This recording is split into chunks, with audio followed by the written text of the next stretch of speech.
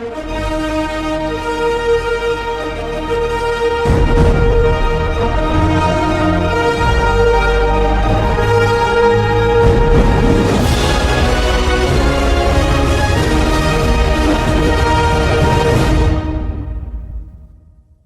will fight for you, but I will never fight over you. If someone else has your attention over me, they can have you. Because I know my worth. Totoo to. Boys, tandaan nyo. Walang babaeng gustong palaging galit o tawaging toxic. Kaya kung sa tingin mo sobra na o wala na sa lugar ang mga reaksyon niya, baka panahon na para tingnan mo rin ang sarili mo. Pumapanig na ang panahon, nasa tamang tao na ako ngayon. Buti natin is umaghintay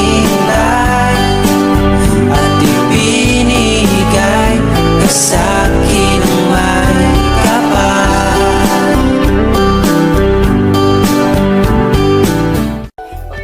Ang nais ko sana kapiling ka sa tuwina. Ano bang nakita ang puso kong ito sa'yo? Pag ika'y kasama, anong ligaya ko sinta? Kung kaya ka talagang tiisin, kaya ka rin talagang mawala. Kasi ang totoong nagmamahal, maniwala ka, hindi makakatiis na hindi ka kausapin. Hindi makakatiis na hindi ka marinig. Kaya kapag kaya ka niya nang baliwalain, ibig sabihin, kaya na rin niyang mabuhay nang wala ka. Masakit tanggapin, oo, pero minsan, yun na mismo ang sagot na tagal mo nang hinahanap. Kaya huwag mo nang habulin, huwag mo nang pilitin. Kasi kung totoo siya, kung totoong mahal ka talaga, hindi ka niya kayang tiisin. Lalo na, hindi ka niya kayang mawala. And I'll always love you. Deep inside this heart of mine, I do love. Alam mo ikaw? Ikaw yung tipong tao na pag nagsalita lang ako, akala mo inaaway ka na.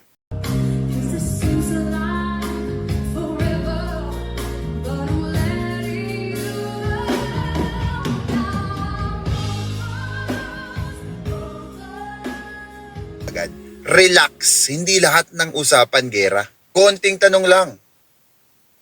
Argument ka agad sa'yo. Konting explanation. Defensive ka na kaagad. Kasi real talk, hindi ka marunong mag-communicate. Ikaw pala ang aakit sa puso ko. Anong gagawin sa utos ng damdamin?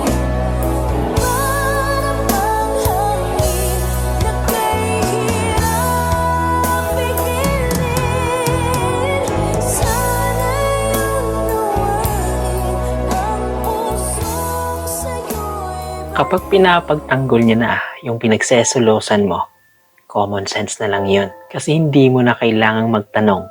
Kasi minsan, ang kilos ng tao, sagot na sa lahat ng duda mo. Masakit sobra. Pag ikaw pa yung lumalabas na mali, kahit ramdam mo namang may nagbago sa kanya. Kasi minsan, tahimik ka na lang. Kasi anong silbi ng paliwanag kung yung taong pinagseselosan mo, pinagtatanggol na ng taong mahal mo.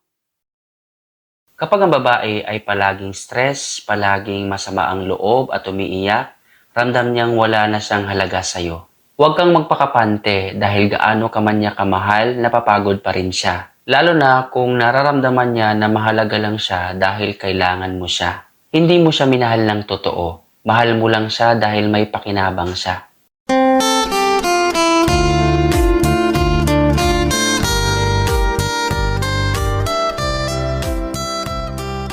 Nagalit siya dahil sa mga ginagawa mo.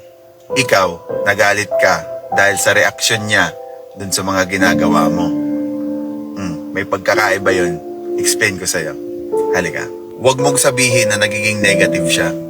Ang ginagawa niya, hino-hold ka niyang accountable sa mga actions mo. Kung sinasabi niya sa'yo kung anong nararamdaman niya dahil sa mga ginagawa mo, hindi siya nagsisimula ng drama. nagiging totoo lang siya. At wag mo rin sasabihin na palagi na lang ang gusto niyang gawin makipag-away. Hindi. Ini-express niya yung sakit na nararamdaman niya.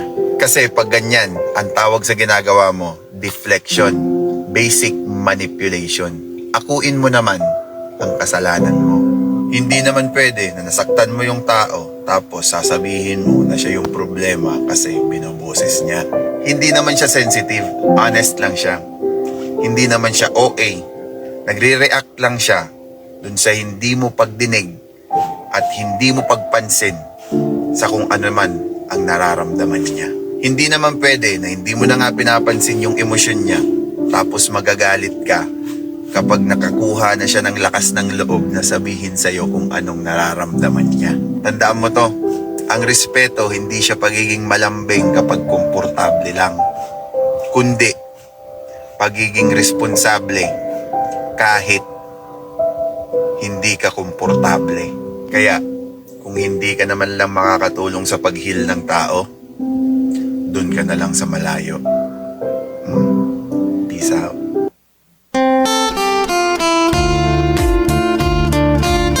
Or hindi niya nakukuha lagi yung inis mo.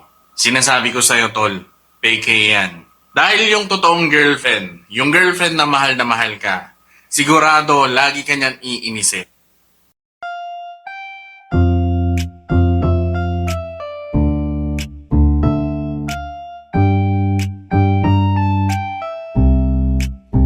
Can I call you baby? Kapag naghihinala ang taong mahal ninyo, mas tratuhin nyo ng tama. Kasi hindi yung mas lalo yung binibigyan ng sakit ng ulo. Kasi minsan hindi naman sila galit eh. Takot lang silang mawala kayo. So kung nagduda siya, huwag niyong dagdagan pa ang rason para masaktan siya. Iparamdam nyo na wala silang kailangang ikatakot. It means maging consistent, maging totoo, maging transparent sa mga kilos natin. I-update nyo sila, tawagan nyo sila. Kasi sa totoo lang, tiwala hindi hinihingi eh, pinapatunayan. At kapag kaya nyong maging tapat kahit mahirap, doon nyo nabubuo ulit ang panatag na relasyon na meron kayo. Kaya tandaan, kapag naghihinala, mas tratuhin pa ng tama. Totoo yung kutob ng mga babae. At ito yung mga dahilan kung bakit. Number one, dahil napaka-observant nila. Mapapansin nila yung mga pagbabago ng oras ng reply mo, yung tono ng boses mo, yung body language mo at kahit na yung energy mo kapag kausap mo sila. Kahit maliliit na detalye lang yan, nababasa nila. Pangalawa, dahil malakas ang emotional connection nila. Mas mabilis nilang nararamdaman kung may tinatago ka, kung may ginagawa kang hindi maganda, kung may mga nangyayari na hindi mo sinasabi, or kung nagbago ang feelings mo. Number 3, expert sila sa pag-connect-connect ng mga patterns. Nakikita nila yung pattern ng galaw, oras, ugali, at behavior mo. Kapag hindi nagtutugma yung mga yan, red flag na yan sa kanila. Pang-apat, combination yan ng experience at observation nila. Dahil yan sa mga past experiences nila, sa lakas ng observation nila, at emotional intelligence. Kaya kadalasan, tama. At madalas, nahuhuli na nila ang lalaki bago pa yan umamin. Panglima, kung mahal ka talaga niya, nararamdaman niya agad yung mga nagbabago sa'yo. Kung dati ang sweet-sweet mo, tapos ngayon biglang hindi. Kung dati consistent ka, tapos ngayon biglang hindi. Kung may mga binago ka sa routine mo, mararamdaman niya yan agad. Kaya bago ka gumawa ng kalokohan, mag-isip-isip ka muna.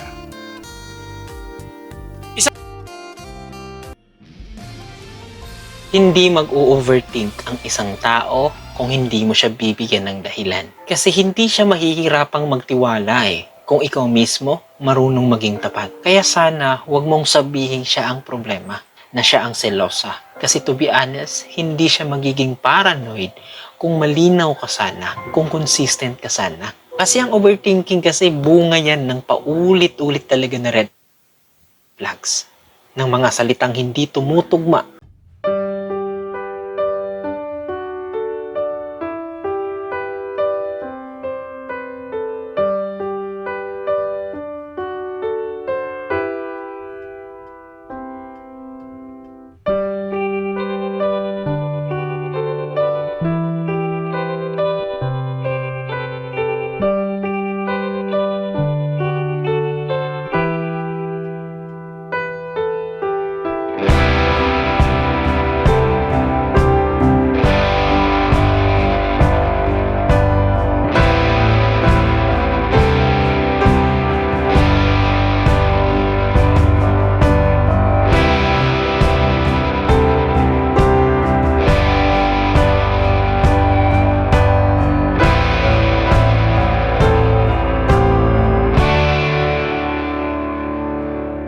pagmamahal nagbibigay ng peace of mind.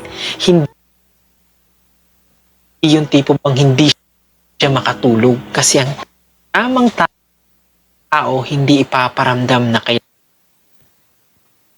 kailangan mo pang maghinala. Kasi kung consistent ka, hindi ka nagloloko at marunong kang makontento, hindi ka kailanman pagtatanungan kung sapat ka pa ba. So bago mo sabihing OA siya, tanungin mo muna ang sarili mo, ha?